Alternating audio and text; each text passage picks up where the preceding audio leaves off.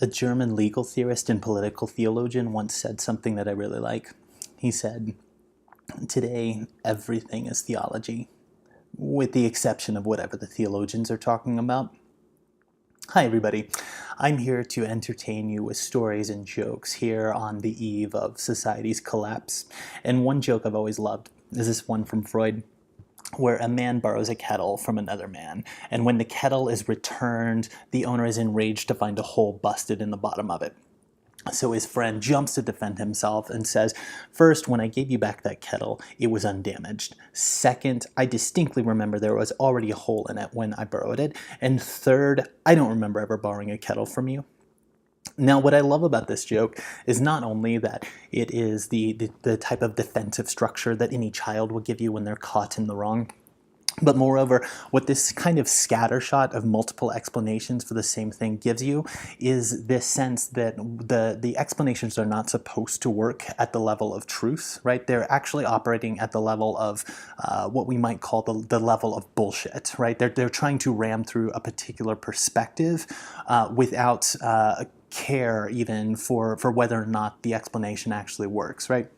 Now, when we're thinking of theology, we need to take seriously this idea from Marx that the criticism of heaven must become the criticism of earth, that the criticism of religion should become the criticism of law, that the criticism of theology must become the criticism of politics. Otherwise, there is no purpose to engaging this discourse whatsoever.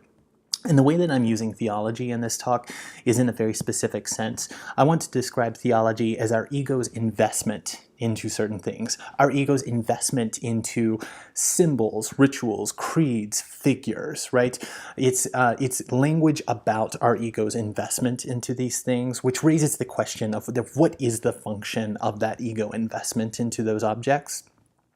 Now, one of the things that is sort of undergirding all of this work is this axiom that I want to hold on to, that we are not subjects who desire to know. We are instead subjects who desire, full stop.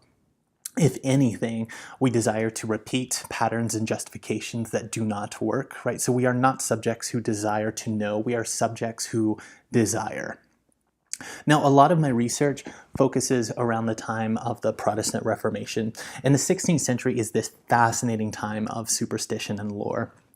And for example, Martin Luther grows up in a copper mining village, and in a copper mining village, demons are everywhere, right? Everyone knows that demons are everywhere. Demons are those little guys that hide down in the mines and trick the poor miner into seeing glittering ore when actually there's just dull stone.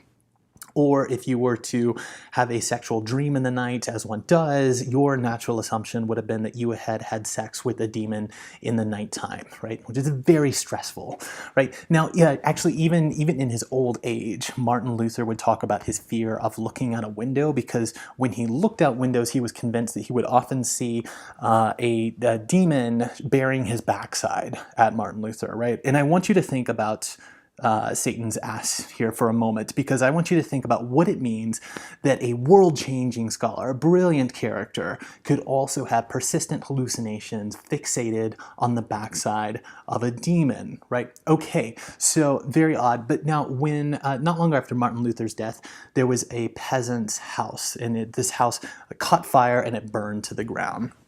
And a very interesting thing happened where one wall was left standing out of the whole house, and this wall happened to have a picture of Martin Luther affixed to it. This guy. Right, now this is, so we literally have record of peasants all over the countryside that picked up on this idea and began naturally assuming that pictures of Martin Luther couldn't burn. They were just too holy, right? So we actually have record of peasants affixing his portrait to every wall of their house as a form of preventative fire insurance, right? Okay, yes, so it sounds very strange, but of course, in a time where there's not fire departments and there's not fire insurance, something that could ward off fire is a very precious technology, right? So the question that I think we need to engage theologically is, does it matter if it works, right? If actually every subsequent house that had pictures of Martin Luther affixed on the wall If every single one of them burned down, would that necessarily stop the myth that pictures of Martin Luther couldn't burn? No, actually, it's completely conceivable that once this idea spreads, that it stays regardless of any evidence to the contrary, right? Now, so we need to ask ourselves, does it matter if the symbol works? It doesn't appear to, right? What appears to matter is that anxiety is held in check. Okay, so one of the things, so I teach college philosophy and religious studies courses, and one of the things that I always ask my students on the first day of the class, I'll ask them, when does religion begin, right? It's a question that nobody ever seems to really ask, right? So my poor students, right? When exactly does religion begin? So our species, Homo sapiens, is somewhere in the 170 to 200,000 year range. Where exactly do we start engaging in behavior that we would call religious? Okay, well, it's not quite clear, and one of the problems is that we can only go so far back in the written record. Writing appears somewhere in the 5,300 to 500 years ago, right? The Sumerian cuneiform that you've doubtless heard of in your history textbooks. But what can we say about religion that goes back even further than that? Okay, so that's the last 5,000 years at least. What can we say about the other better parts of 200,000 years before that? One of the first instances we find of direct evidence of collective deity worship is this temple. It's the Göbekli Temple. It's in modern-day Turkey. You can see that it's fully excavated at this point. This gives us some of our earliest evidence of collective deity worship, and it's dated to 10 or 11,000 years old. So this is a Homo sapiens site, almost twice as old as written language. But we can go back a bit further than that. One of the things that we start finding in multiple places where Homo sapiens lived are these figures here. So this is a very normal type figurine that we find all over the place. It's not exactly clear what we're looking at per se. Our thinking is that this is a god, although there are arguments to be made that perhaps this is some other type of figurine, but they all kind of share some of these similar characteristics. You can see the head that is very narrow and not very, it doesn't seem to be very important, almost as if the face of the god does not matter quite so much, right? Maybe two slits for the eyes, sometimes a nose, but the facial characteristics don't seem to matter that much. But what we do find are these characteristics of large breasts, or a large belly, or a hand over the belly, as in this case. These appear indicating pregnancy, is the assumption. These seem to be fertility goddesses. And long before we start getting temple building, we start finding instances of these figurines or cave drawings that seem to evoke the concept of fertility or the change from winter to spring, these kinds of cycles of life, right? So this is a fertility concept, right, that seems to be connected to the anxiety of life. Okay, so that's quite a bit far back, but we can go back even further than that. And the further back we go, the more we start to get dimensions of clear anxiety and symbolic behavior. But it becomes less clear what exactly we're talking about in terms of, is this just a ritual? Is this an actual religion? What do they believe? They can't tell us because they don't have language, or written language at least. What is actually going on? So this site here is in the Carmel Mountains in Israel. The top pictures I actually took a couple years ago on an archaeological dig. This is the site where, if you know your Bible, the prophet Elijah staged a contest with the prophets of Baal to see who could build the best altar that God would rain down fire from heaven on, right? But actually in the archaeological record, it's a quite important site too. So Homo sapiens emerged in two primary waves out of Africa, and they expanded out of Africa and up through the Middle East and into Europe, and then somewhere in the 40 to 60,000 year range ago, the second wave of anatomically modern humans emerges out of Africa.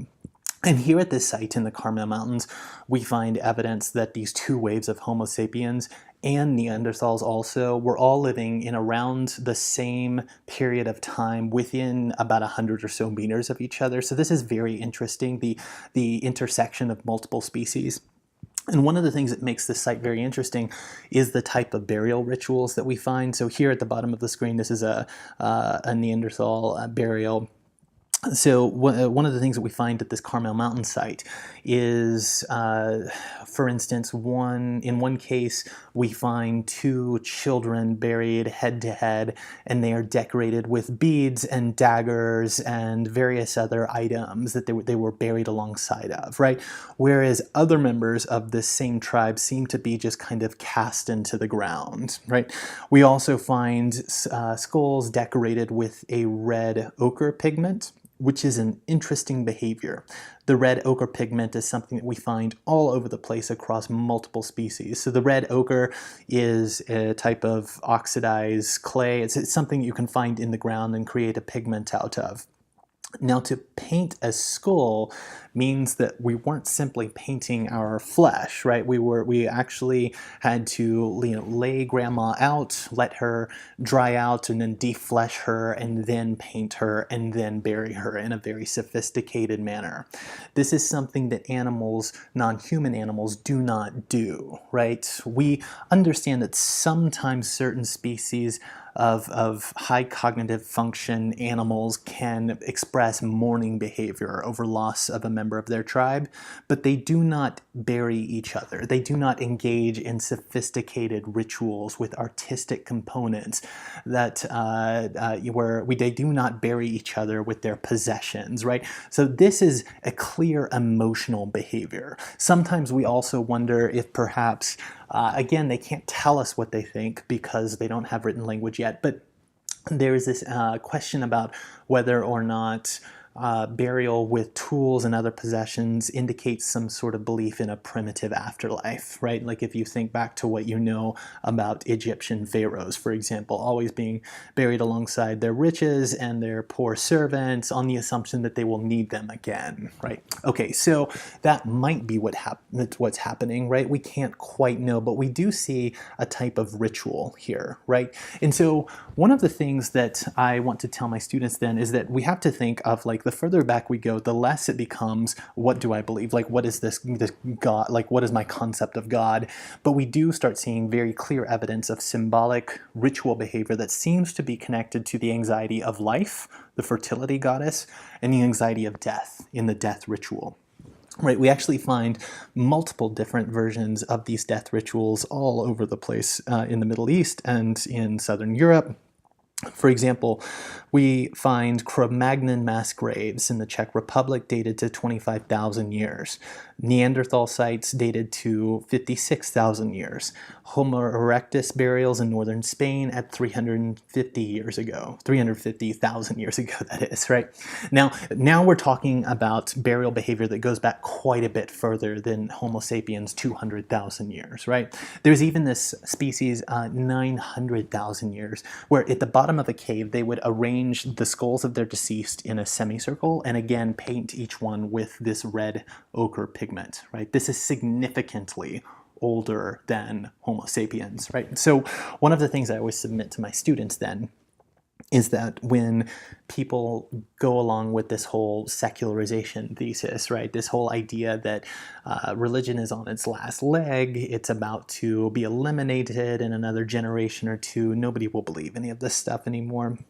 I say, okay, like that might be nice, but we need to take seriously the idea that this type of human behavior seems to be not just older than our current religions and monotheisms, and even not just older than writing, right? Older than temples. It's actually, in a sense, older than the gods. It's clearly older than our species, right? It's probably not going anywhere in the next generation or two, but okay, yes, whatever. So one of the things that I try to develop with my students is that we need to think of whatever we're calling religion as a sort of a sphere of symbolism that, again, our ego invests into. But it's a sphere of symbolism that has two poles or two purposes we could think of, right? In a sense, there's the aspect, the purpose, the pull that we all think of as religion. What do I personally believe? How do I find meaning? What does God want of me? Why do I suffer? These types of questions, right? These that sort of tap into something about our being, right? These kind of primal anxieties.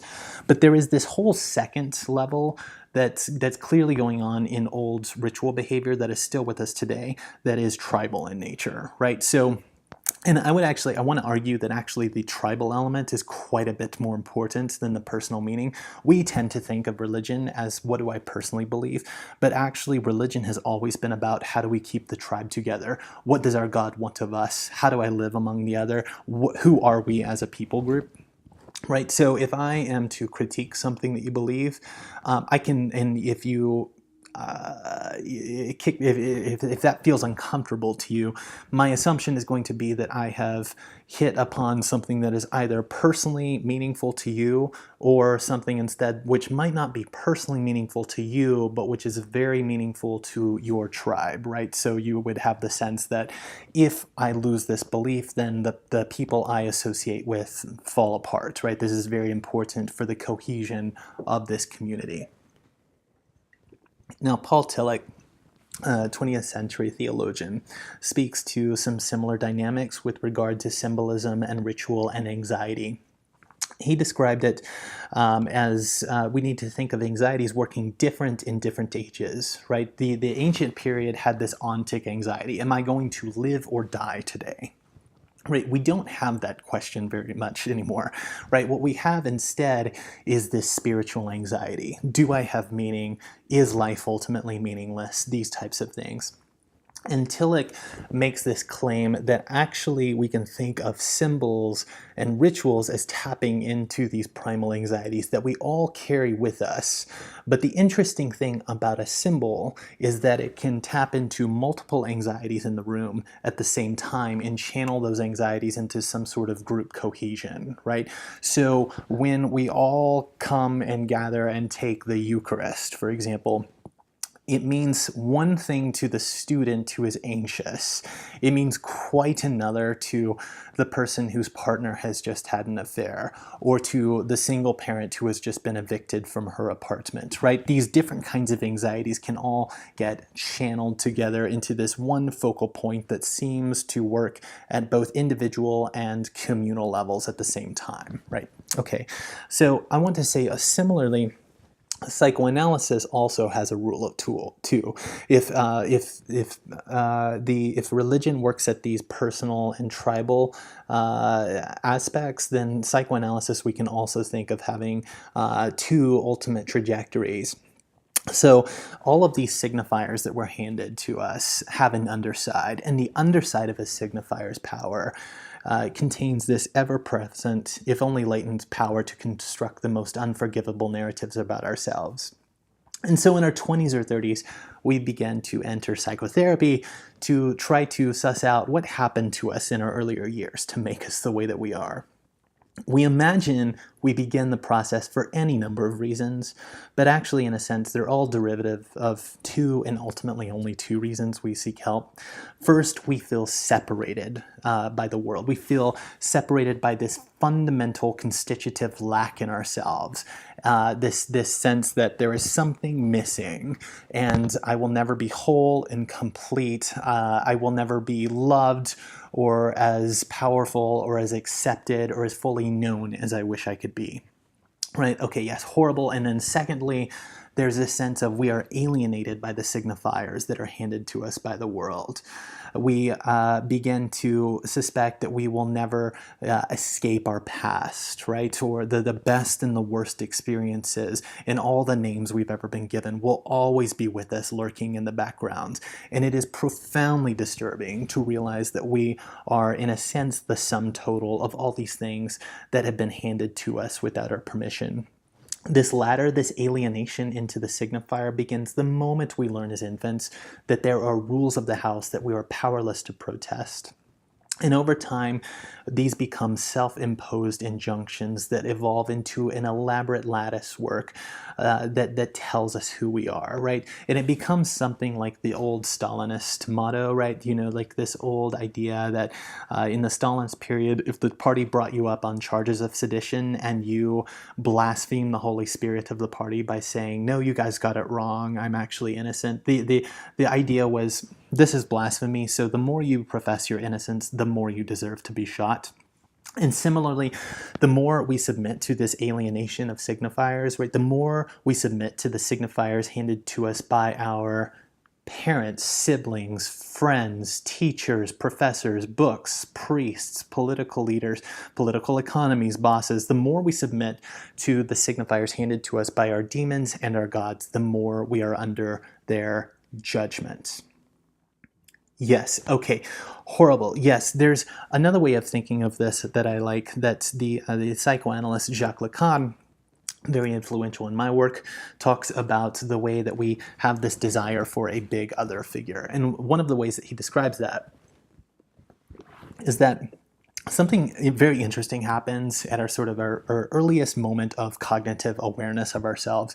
When a child first looks in a mirror and detects that the image in the mirror, the reflection, is actually a reflection of itself and not simply another infant. This is a key moment in cognitive development for the child. But at this first moment, something interesting happens when the child looks in the mirror and detects that it is looking at a reflection of what it looks like. Ah, this is me. This is what my subjectivity looks like to the world. The infant uses different language, obviously, but yes, the infant does an interesting thing, right? The infant every time will turn around to check in with its caregiver, right? To see if mommy and daddy are, smiling, nodding along, like, yeah, that's really you. Good job, infant. You've got it. Good job, infant, right? Okay, you can tell that I don't have kids, but yes. Okay, so like a stupid story, I guess, in a sense. But how interesting is it that from our earliest moment of cognitive awareness of what we look like to the external world, we're already turning around, begging for an other, a big other, to ratify what we are clearly seeing in front of us? Okay. Maybe that never stops. The unconscious is structured like a language. This is something that Jacques Lacan always promoted. And there's an interesting observation here. There's a sense in which, in the same way that words don't mean that much on their own, but we can take a small number of words and put them together in a sentence and create a world of aggregate meaning out of that combination. This is how he sees the various signifiers that we sort of inculcate unconsciously and then derive collective meaning out of, right? He doesn't mean this mysteriously. What he means is very specifically that the real does not matter, that reality does not matter. One psychoanalyst friend once said it to me this way. She said, what matters is not reality. What matters is what the patient says about reality, right? It's not the instances or the signifiers themselves that matter so much as the way that we interpret those aggregately. So I wanted to explore this a bit. The classic way that this gets explained is with the figure of the iceberg, right? So the element of the iceberg above the water is just the smallest bit of what is beneath the waters, right? So we have this top level, the above surface is the conscious, and then the wealth of the ice, the large section of the iceberg is beneath the water. This is the unconscious, and then we have this region sort of lapping up right around the edge, right around the surface of the iceberg. That is the preconscious, right? So one of the ways that Freud talked about therapy or analysis is that we're trying to make the unconscious conscious, right? And that's one of the ways that we could think about what's going on in psychotherapy or psychoanalysis. Right. Now, Another aspect that we should explore here then is what repression is, because Freud's wager is that we should think of the unconscious as the sum total of what we repress, right? So we have these particular desires or pieces of knowledge or experiences, and then we repress them, and then they become the unconscious, and the unconscious is the driver's seat of the human subject, right? It is not the tiny bit that is conscious ego, it is the unconscious which is driving behavior.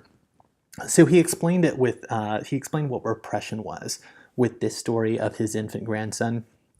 He begins explaining this story in a way that sounds almost kind of a bit insulting almost. He says that his grandson was not terribly intellectually precocious, which is kind of like you bastard, why do you have to throw that in, right? I think what he's trying to say is that his grandson wasn't all that different from any other child, but one day he's noticing that the child is standing in his crib and he's constructed a game for himself. So he has a piece of string that he's attached to a cotton reel, and he's holding the end of the string and he's throwing the cotton reel out while he's standing in his crib. So he's throwing the cotton reel and shouting "fort," and then yanking back on the string, pulling the cotton reel back in the crib and shouting "da." So fort and da, back and forth. It's German words for like there or away or gone, and then back again, here again, right? So fort and da, he's playing this game over and over. Now, Freud notices pretty quick that the infant is only playing this when the mother is out of the room, right? Okay, so there's clearly a connection there. But Freud's observation it's not that the infant is trying to replace the mother with this cotton reel or with this whole game, right? That would be sort of like the worst version of like a hasty Hollywood-style psychoanalysis would be that the infant is replacing the mother with the cotton reel. And this is not what Freud sees going on, right? The interesting thing is that the infant is perfectly well aware that the mother is not in the room, right? On Freud's wager, the infant has a certain drive for key things that it needs, right? Comfort, nourishment, warmth, food, love, these various things. He has a certain drive, and then he has a point of fixation that satisfies that drive, right? So normally that point of fixation for him has become the mother. Okay, so when the mother is absent, the infant has two choices, right? He can either let that drive proliferate and not reach its target and experience, in other words, the full horror of the mother not being present, which doesn't mean that much, right? It just means like the infant will cry a lot, right? It will become like a midlife crisis later on. But for the moment, it's not that big of a deal. But he can either experience the horror of the loss of the object of fixation, or he can put that fixation unconscious. He can repress the knowledge of the mother's absence and come up with a substitute in its place, right? So this is what the cotton reel is, right? It's not a replacement for the mother, it's a substitute. It will only work for a short amount of time, right? So one of Freud's axioms then is that repression and the return of the repressed are one and the same. You do not repress without substituting in something else. And unfortunately, that substitution will not work forever, right? If the mother never came back, the infant would stop playing the game and feel the terror of her absence at some point, right? But for a moment, it works, right? It's not replacing the mother. It's, in a sense, it's a representative in the place of a true representative, right? It's a substitute, not a replacement for the mother, right? So this is what Freud means when he says we tend to take objects of fixation, and when they are not satisfying or when they are absent, we make them unconscious and we substitute in something else, right? And then on Freud's wager, religious behavior is this kind of substitute, right? It's not the object that we actually desire. It's not ultimately satisfying, but it is a substitute that holds the place of getting what we actually desire, right? But it only works in the short term, and it needs constant reinforcement in order to work. So repression is a response to anxiety, not the other way around. Repression is a response to anxiety, and religion is a return of the repressed. Now, Jacques Lacan problematize this by thinking of us not simply as a conscious and a preconscious and an unconscious, or as an id, an ego, and a superego, but he expands this to think in terms of three interconnected zones that we could call the imaginary and the symbolic and the real. So in a sense, the imaginary is the conscious. It's the level of the ego. It's me as I'm aware of myself, right? But there's a vast part of me that I'm not aware of. And it's important to, maybe I should have said this earlier, but it's important to understand that when we talk about the unconscious, we're not talking about something that actually exists. The idea is not like a subconscious or a secondary tier of synaptic connection. Instead, the unconscious is a dynamic principle that predicts certain patterns of behavior and repetition. So it's a schema, it's a way of thinking through how subjects adjudicate harm, adjudicate trauma, how they come to certain conscious recognitions of things. Okay, so back to Lacan then. We could think of the imaginary as the part that we consciously experience, right? It's not imaginary in the sense of not true. It's imaginary in the sense of this is how I imagine things to be. This is the world as I see it at any given moment. Okay, so now reality is not anywhere in this equation. So what he means by real is not quite reality as such. It's the parts of reality that enter my awareness to which I must respond even before I have words, right? So a great many things happen to me every day, or happen in the world that don't enter the real for me, right? It is reality that thousands will die of starvation or malnutrition or dehydration today. That doesn't feel like reality to me. It doesn't feel real to me, right? It should, but it doesn't necessarily enter my awareness in the same way that even a minor betrayal from a friend would enter and become real to me, right? So we could think of real as experience or as trauma. Let's exchange it just for trauma for the sake of explanation here.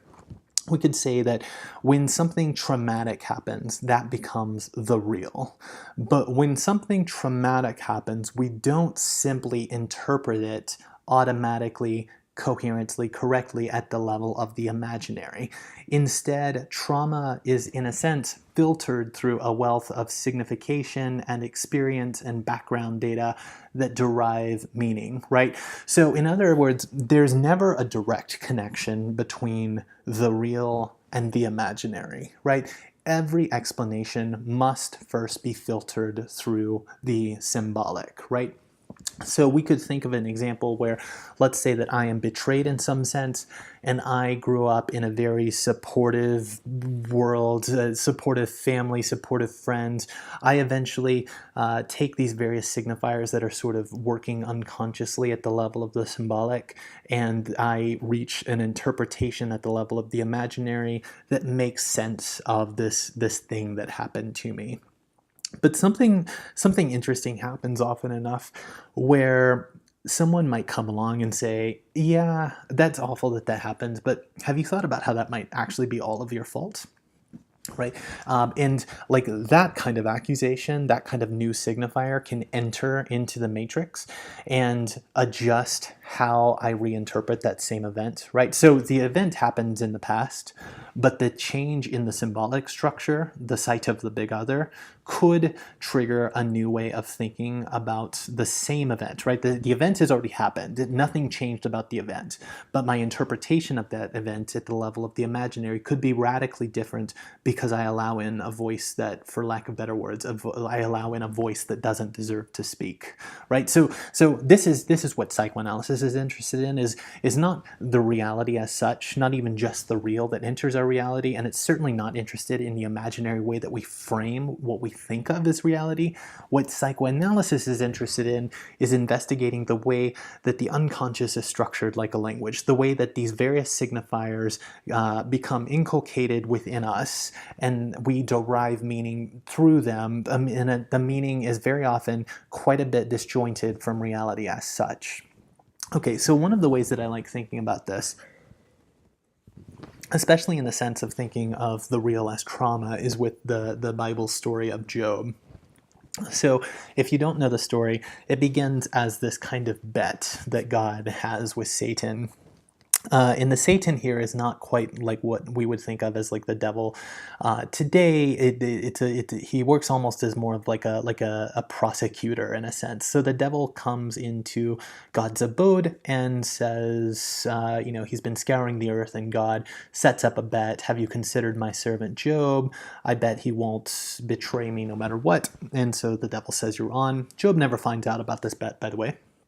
But in the course of like 5 minutes, Job loses all of his possessions and all of his children, right? So this is the real, this is trauma, right? Job says something that is either the height of fidelity or the height of codependence, of course. The Lord gives, the Lord takes away, blessed be the name of the Lord, right?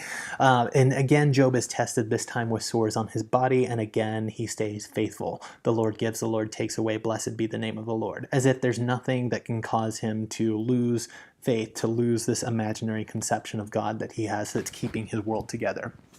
Okay, so the wealth of the book is comprised of this middle section of poetry where Job has 3 friends and then eventually a 4th who come and sit with him in his grief. And then, as people do, after a few days, they start to say, maybe I have a good explanation that you haven't thought of for why this happened, right? Now, these explanations ultimately kind of come down to basically just 3 classes of explanation. And I like thinking about these because these are the same 3 explanations for trauma that are still with us today.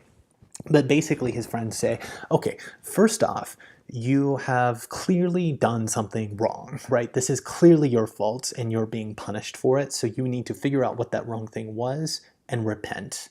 And then Job says, no. So another friend will jump in and say, perhaps you didn't do anything wrong, but maybe you have been given an opportunity to better yourself or to learn or to show how faithful you can be, right? And then Job again finds this dissatisfying.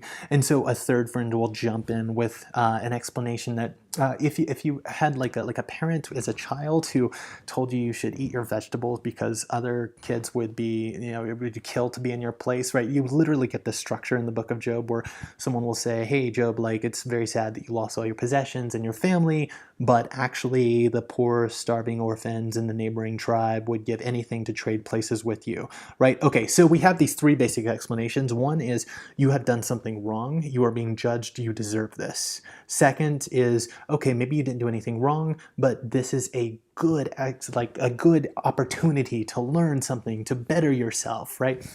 And then third, your suffering doesn't count. You don't get to be hurt on this. You don't matter. Others have it worse. Okay, so you've done something wrong.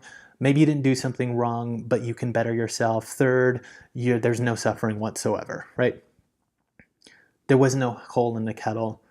The kettle already had a hole. I didn't borrow the kettle, right? These 3 explanations for why trauma happens, right? And what I like about this is also these are not just the stories that are still with us to explain suffering, but we can even see them politically as like these are the explanations for capitalism, right? Why do I suffer? Well, you're poor because you're being judged. In a sense, you're being judged by the economy. You didn't try hard enough. You majored in the wrong thing. Why did you major in philosophy, etc., right? Or maybe, hey, you're suffering, you're struggling in life, but you have an endless opportunity to be an entrepreneur of the self and reinvent yourself and go back to school. You just have a chance to better yourself and show who you really are, right? Or the third is, of course, we have this whole, you have no right to complain about being in the 99% compared to the rest of the world. You're the 1%, so your suffering doesn't matter. We don't care, right? Okay, so again, you're being judged. Maybe you're not being judged, but you're being given an opportunity. And then third, there's no suffering. Your suffering doesn't count. We don't care, right? And then this interesting thing happens, of course, in the end, where God comes out of the cloud, and there's a number of different ways to interpret what's going on in God's speech at the end, right? And there's also the suggestion that this actually is a section of the book that was written quite a bit later, as kind of like something that sort of is tacked onto the end to make sense of it. But the God at the end seems to come out of the clouds and kind of act in like amazement in a sense, or he has no real explanation. There's no confession of this bet that's been going on in the heavens, and there's just kind of like a meandering diatribe at the end. And what I like about this book is that Job doesn't get an answer, right? Like, so this is a book written about this ancient question of why do I suffer and how can there be a God if I am suffering and why did bad things happen to good people? But in a sense, the book of Job is written to answer this question but refuses to answer it at the end, right? Which I actually kind of like. It's almost as if the point of Job is to say there can be no explanation, right? The moment that something awful happens and there's a coherent explanation that simply works at the level of the imaginary, no, like none, that's not going to work, right? If you have a big other that can make sense out of this, we have not a God, but in a sense a very small idol that can kind of hold things together, right? And I like thinking of it this way. If the symbolic can absorb trauma coherently, then we have less of a God and more of an idol. Now, there was this Jewish rabbi, Abraham Joshua Heschel, who always said something that I really liked. This was specifically in a book called God in Search of Man. He said that the supreme goal of philosophy of religion should be intellectual honesty, just as self-deception is the chief source of error. And then he said, it is hypocrisy rather than heresy that is the cause of spiritual decay. And I like this because we live in this world where hypocrisy is sort of seems to work as like a primary value of times, right? But there's always limits to accusations of hypocrisy. Maybe another way we can say it is that the foundational question of Western philosophy was, why do men not want to be free? Why do we like getting trapped in the ways that we entrap ourselves? This is famously told with Plato's allegory of the cave in his book, The Republic. By the way, you should read The Republic, right? In the same way that every person in the West should, at the very least, read the Bible and the Quran. You should also read The Republic. You probably won't, but you should. The book has this famous allegory of the cave where Plato begins by saying, imagine we have a series of men who for their whole life have stared at the back of a cave wall. This is all they've ever known. They are shackled so that they can look neither to the right nor left, not get up, and all they see is the back of this cave wall.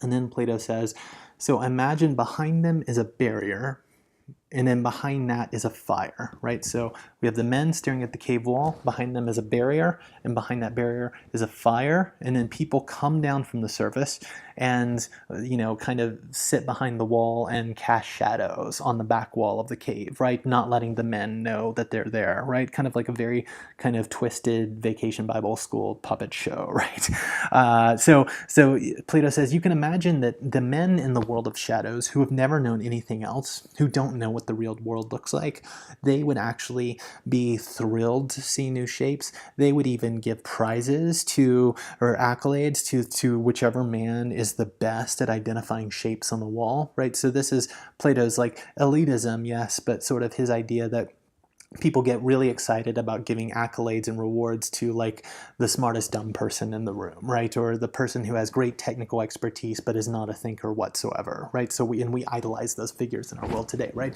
So Plato says, okay, so imagine you're in this situation, they're giving accolades to whoever can name shadows on the back wall, and then one of them gets up, comes free from the shackles and runs up to the surface. And what happens to him at the surface? So a man who's been in the cave his whole life sees color for the first time, right? Sees light, sees cities and vegetation and animals. He sees the entire world as it really is, right? Not the world of the shadow, but the world of the real. So Plato says, we can imagine this character. At first, it hurts to see the world as it actually is. But maybe after a time, his eyes begin to adjust and he runs back down into the cave to try to tell his comrades about this world that exists elsewhere. Right, so he says, this man is trying to explain to the men down in the cave what exists out in their real world, and then Plato famously ends this allegory by saying, if the men could have gotten free, they would have surely killed the messenger, right? And the killing of messengers is this old trope, right? This idea that actually we don't want to be free, right? So this is Plato's fundamental question that works out in multiple different ways throughout the Republic, is why is it that men seem to enjoy their servitude, enjoy low positions, right? Enjoy fighting against their freedom, right? Lacking the very terms to even articulate that they are unfree, right?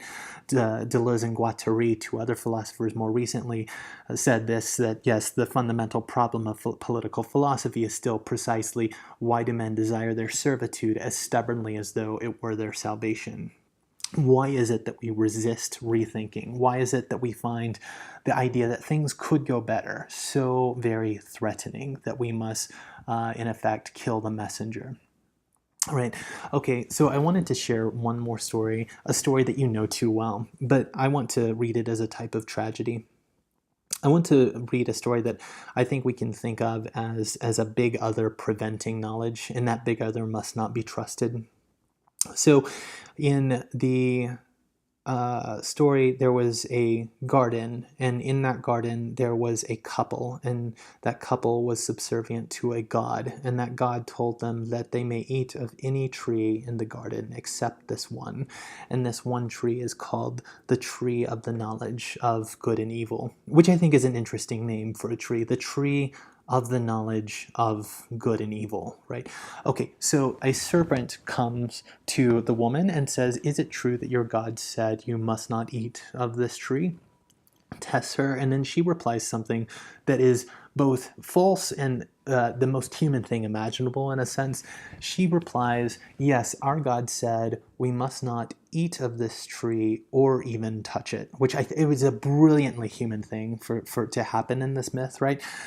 Because we could kind of play out this mind game where if God said don't eat of this tree, then we probably shouldn't taste the fruit of this tree either. And if we can't taste it, maybe we should probably not even touch it. In fact, we can imagine that we just don't go near that tree, right? We could imagine that we just stay away from that part of the garden, right? This is a very human behavior, right? We take something that we feel is taboo and then we guard it with other taboos, or we take an idea that we're not supposed to question and then we guard it with other questions, right? I deal with this regularly as a teacher because I know that, for example, students will get very kind of angsty about certain ideas that seem very abstract religiously or philosophically. These are ideas that they probably don't actually interact with in their day-to-day life at all, but I know that this idea is probably guarding another idea that is guarding the other idea that is guarding the other idea, and the fear is not that they will lose this idea, but the fear is that they will get to the true site of repression, the true thing that is sort of holding their world together in a sense. All right, so this is what Eve does, right? Eve expands the prohibition, right, to guard against what the big other has told her not to know, which is the knowledge of good and evil, right? And then once the transgression is transgressed, right, there's a sense in which the ability to know good and evil returns, right? Again, repression always returns, but there's a sense in which that knowledge returns directly with their children. When one son murders the other, they are able to label this as bad, right? But I want to read the story as a tragedy, right?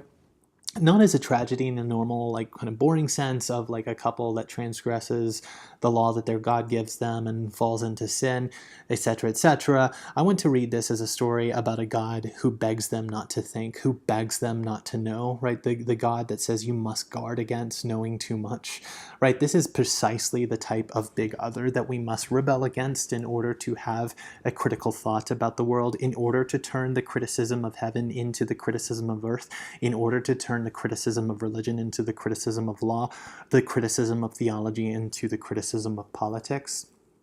The big other seeks to enclose what we see and hear. And this is precisely the big other that we must rebel against. Do not trust those who beg you not to think. Do not trust those who look down on your youth or your desire to learn. Do not trust those who lord their self-righteous piety or privilege over you. Do not trust those who crave the nostalgia for imaginary past, or who say this is just the way things are. Do not trust those who feel vindicated when they see the world getting worse. Do not trust those who say both sides have a point, for it is not uncommon for one side to desire nothing but destruction. As the prophets have always said, many simply never gained eyes to see nor ears to hear. So when we sense a flood of questions about the various signifiers we are handed, when we sense this flood of questions, do not hear those who prefer the rains never fall or the dam never breach. Lives are being ruined, and we have no reason to feel that we have no reason to imagine that those who fear critical thinking have anything to contribute. Today, everything is theology, with the exception of what the theologians are talking about.